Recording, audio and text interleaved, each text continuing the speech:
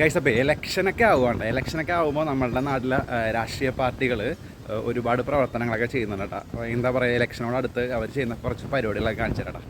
ഇപ്പോൾ മെയിൻലി വന്നിട്ട് കമ്മ്യൂണിസ്റ്റ് പാർട്ടിയാണ്, അതായത് നമ്മുടെ CPM ഒരു പ്രകടന പത്രികയുടെ ഒരു ബോക്സ് വെച്ചിട്ടുണ്ട് കേട്ടോ. പിന്നെ ഈ കോൺഗ്രസ്സുകാർ എന്ത് ചെയ്യും, അല്ലെങ്കിൽ BJPക്കാർ എന്തായിരിക്കും ഈ വാർഡിൽ ഇനി കൊണ്ടുവരാൻ പോകുന്നൊരു പദ്ധതിനൊക്കെ നമുക്ക് നോക്കാം. ഇതിപ്പോൾ ഇലക്ഷന് മുന്നോടിയായിട്ട് ഒരു ചെയ്യുന്ന പരിപാടിയാണ് കേട്ടോ.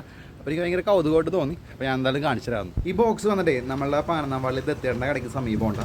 ഇപ്പോൾ 11-ാം വാർഡല്ല 12-ാം വാർഡായി ഒരു വാർഡ് കൊണ്ട് വന്നപ്പോൾ അപ്പോൾ ഈ കാണുന്നുണ്ടായി ഒരു പ്രകടന പത്രികയുടെ ഒരു ബോക്സ് കാര്യങ്ങളൊക്കെ. അപ്പോൾ നിങ്ങൾക്ക് വേണ്ട നിർദ്ദേശങ്ങളും കാര്യങ്ങളൊക്കെ അതിനകത്ത് എഴുതിയിടാം. പിന്നെ ഇതേപോലെ തന്നെ നമ്മുടെ പഞ്ചായത്ത് ഉടനീളമാണ് ഇവരിങ്ങനെ കൊണ്ടുവരുന്ന എങ്കിൽ അടിപൊളിയായിരിക്കും എന്തായാലും കേട്ടോ. നമുക്ക് കാണാം എങ്ങനെയാവും എന്താവും എന്നൊക്കെ.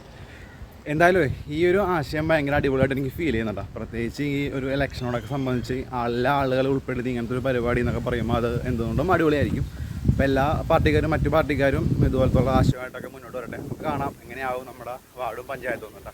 ശരിക്കും പഞ്ചായത്തിലുടനീളം ഇങ്ങനെ ഒരു പദ്ധതി ആവിഷ്കരിക്കുകയാണെങ്കിൽ സൂപ്പറായിരിക്കും.